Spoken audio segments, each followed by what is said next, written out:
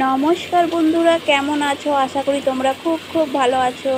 আমিও খুব ভালো আছি। দেখো তোমাদের সঙ্গে আজকে আমি কী রেসিপি শেয়ার করব।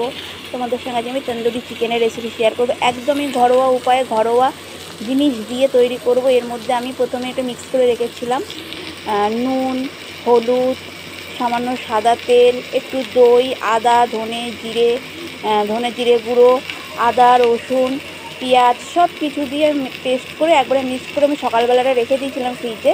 এটা আমি এখন বানাচ্ছি। এটা আমি এই প্যান ফ্রাইতে বানাচ্ছি একদম কম তেল দিয়ে। তাই দেখো এক পিঠটা আমি হতে দিয়েছি, এইভাবে রেখে দিয়েছি।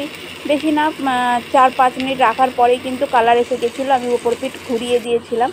মানে এই দেখো এই পিঠটা কি সুন্দর কালার এসে গেছে। আমার এই পিঠটা ঘুরিয়েছি মানে উল্টে পাল্টে আমার 10-15 মিনিট মতন সময় লেগেছে। আমি উল্টে পাল্টে ভালো করে এটাকে ফ্রাই করে নিয়েছি। আর এইরকম ননস্টিকের ফ্রাই প্যানে নিলে কি তেলটা কম লাগে আর খুব সুন্দর হয়। আর আমার মনে হয় না আলাদা করে স্মোকি ফ্লেভারের জন্য চারকোল বা কিছু দেওয়ার লাগে।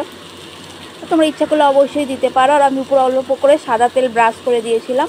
তো তোমরা অবশ্যই বাটার ব্রাশ করতে পারো। আমি ঘরোয়া উপায়ে দেখাতে চেয়েছি, সেই কারণেই আমি একদম সিম্পলভাবে করার চেষ্টা করেছি। তা দেখো কত সুন্দর আমার পুরো রেডি হয়ে গেছে। খেতেও কিন্তু খুব খুব টেস্টি হয়েছিল।